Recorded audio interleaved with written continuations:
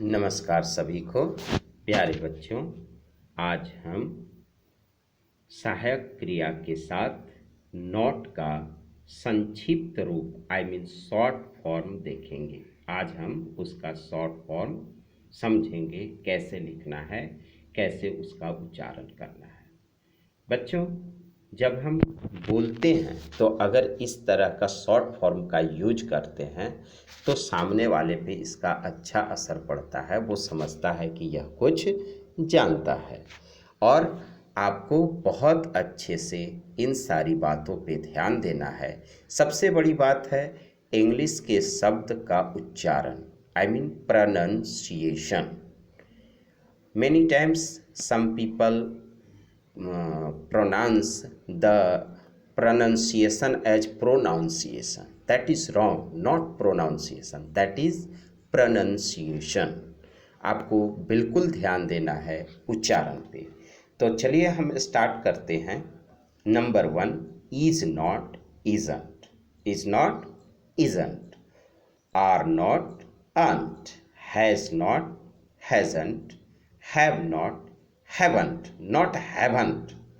Many times people say have, not have, that is have, were, have not, haven't, has not, hasn't, do not, don't, does not, doesn't, cannot, can't, could not, couldn't, shall not, shan't, will not, won't, should not, shouldn't, would not, wouldn't, must not, mustn't, may not, mayn't, might not, mightn't, did not, didn't, was not, wasn't, were not, weren't, had not, hadn't, ought not, oughtn't।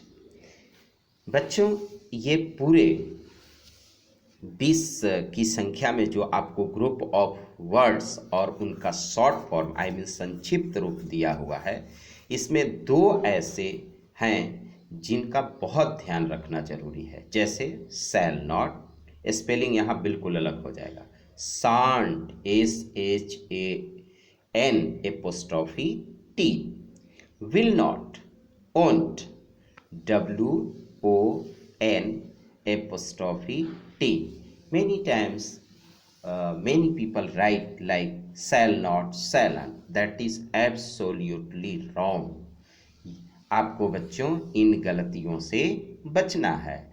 will not को won't, अगर आप short form नहीं जानते हैं shall not का तो आप नहीं लिखें तो ज़्यादा बेटर है, लेकिन जानना तो सबको है, इसलिए आपको इसे याद कर लेना है। shall not, shan't, will not, won't, should not, shouldn't, like this।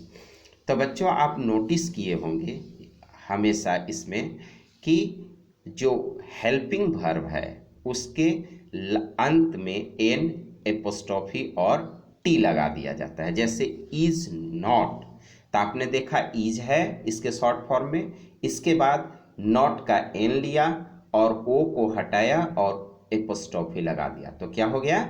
Isn't. उसी तरह से आर नॉट, आरंट, आपने देखा ARE, आर पूरा है, इसके बाद नो एन, नॉट का एन आया, एपोस्ट्रोफी और टी, आरंट।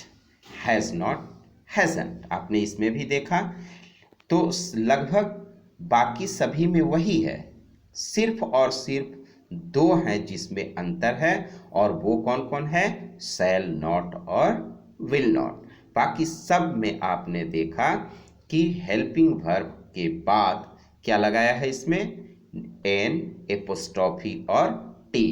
तो अगर आपको शॉर्ट फॉर्म इनका लिखना है तो ध्यान रखना है मात्र 2 कौन कौन? शैल और विल के साथ उसका सिर्फ स्पेलिंग चेंज होता है, बाकी सब का वही रहता है, सिर्फ उनके साथ एन, एपोस्ट्रोफी, टी ऐड होता है। तो चलिए, मैं आशा करता हूं कि आप सबको समझ में आ गया होगा। आप बहुत समझदार भी हैं और इसी तरह से पढ़ाई जारी रखें। कोई भी दिक्कत होने के बाद आप ज़रूर हमसे पूछें। धन्यवाद।